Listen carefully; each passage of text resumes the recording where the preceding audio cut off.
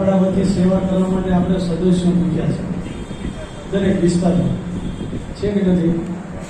તો દરેક વિસ્તારના સભ્યોને કહીએ કે એમાં તમારું શું કહેવાનું છે? તમે લોકો જ્યારે જાગે ત્યારે લોકોને મત આપણે બધે આપ્યા છે નથી આપ્યા? દરેક ચાર કારોબાર જે એની કારોબારીના સભ્યો છે એને જ આપણે કહ્યું ભાઈ તમે શું કરવા માંગો છો?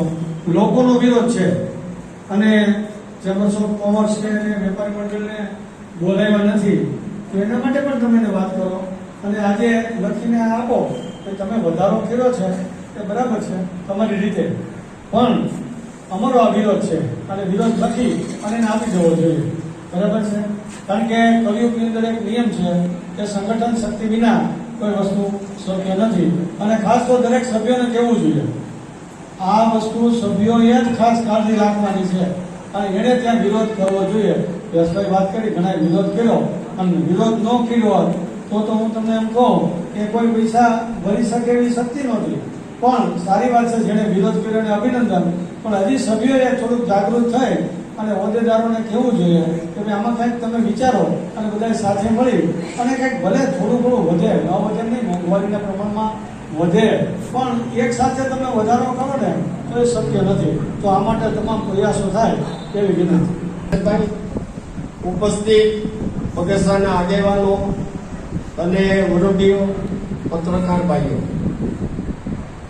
સર્વપ્રથમ તો વેરા વધારવાની બાબતમાં ચેમ્બર ઓફ કોમર્સે જે જાગૃતિ બતાવી અને આજે ગામના આગેવાનોની જે મીટિંગ બોલાવી છે એ બદલ હું ચેમ્બર ઓફ કોમર્સના પ્રમુખને અને એમના સભ્યોને હું મારા અભિનંદન આપું છું. આજે બપોરે 2:30 વાગે નગરપાલિકાની અંદર નગરપાલિકાના પ્રમુખ દ્વારા એમના મળતિયાઓને અને એમને હાજી કરનારા વાળા લોકોને બોલાવેલા અને એની રૂબરૂની અંદર એવી વાત કરી કે તમે કયો ને કે અમે ભાવ વધારીએ, અમે તમે કયો ટેક્સ વધારીએ. આંકડો એટલો બધો મોટો મૂક્યો હોય કે તમે કેટલું નીચે જાઓ.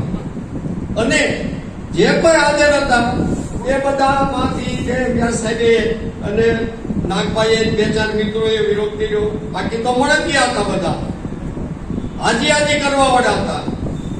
તમે આજીવન સત્તા ઉપર રહેવાનું નથી, માત્ર 5 વર્ષ રહેવાના છો ને આખી જિંદગી આ કર ગાળ દેવાનો બગસરામાં. અર્જણભાઈએ બહુ વ્યવસ્થિત વાત કરી, નગરપાલિકાની સુવિધા જે છે એ પાયાના સુવિધાઓ એને પૂરી પાડવાની હોય. શેનોમાં ટેક્સ વધારો, દર વર્ષે તમે નવા વેરા દાખલ કરો, આ જે વેરો વધારે છે તો તમે સરવાળો કરો તો લાખો રૂપિયામાં થાય દર વર્ષે. આ બગસરા એવું મોટું શહેર નથી, એટલો બધો ધંધો નથી, એટલો બધો આ શહેરનો વિકાસ નથી. આની આ ગામની અંદર વધારે નાના માણસો, મજૂર માણસો અને મધ્યમ વર્ગના માણસો રહે છે. એની ઉપર વેરો ઠોકી બેહારવાનો એ વ્યાજબી નથી. આ તકે હું ધારાસભ્યશ્રીને પણ કહેવાનો ફોન કરીને કે તમારે પણ વિરોધ કરવો જોઈએ બગસરાના હિતની અંદર. કઈ રીતે વેરો વધારવાનો, શા માટે વેરો વધારવાનો, ક્યાં કાયદાની જોગવાઈ મુજબ વધારવાનો. એક વખત નગરપાલિકા ઠરાવ કરે દિનેશભાઈ, પછી આ ઠરાવ કલેક્ટર કે સરકાર રદ ન કરી શકે, કારણ કે આ નાણાંનો પ્રશ્ન આવે. ભૂતકાળની અંદર ઘણા આંદોલન આ ગામની અંદર થયા.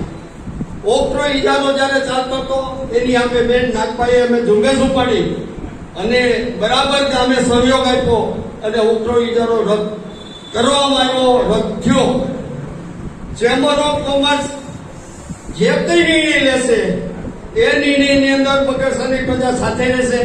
પણ મારે આ તકે ખાસ વિનંતી કરવાની છે કે આ પ્રશ્નને નબળો મૂકતા નહીં, ઢીલો મૂકતા નહીં. ડોસી મરી જાય એનો વાંધો નહીં, જમ ખોડા પડી જાય. ચેમ્બર જ્યારે મીટિંગ બોલાવે ત્યારે બગસરાના લોકો આવશે. આજે તો શું થયું કે જાહેરાત ગોંડલિયા ચોકની હતી, ગોંડલિયા ચોકમાં હું બેઠો અડધી કલાક અને ઘણા નીકળી ગયા, ઘણાને ખબર નહોતી. પૂરી જાહેરાત આપણે કરી હતી ગોંડલિયા ચોકની, અહીંની નહોતી કરી, એટલે આજે સંખ્યા ઓછી છે. પરંતુ એનો અર્થ એવો નથી કે આની અંદર કામ સહમત નથી. ચેમ્બર ઓફ કોમર્સે જે આજે આ શરૂઆત કરી આમ તો ચેમ્બર ઓફ કોમર્સ જ્યારે વિરોધ વેરા વધારે ત્યારે વિરોધ કરે છે. આજે સારી શરૂઆત કરી છે એમાં બગસરા અને અમે બધા સહયોગ આપશું. એની ચેમ્બર ઓફ કોમર્સના પ્રમુખને કરિયાણા એસોસિએશનના પ્રમુખને ખાતરી આપી છે. જય હિન્દ જય ભારત.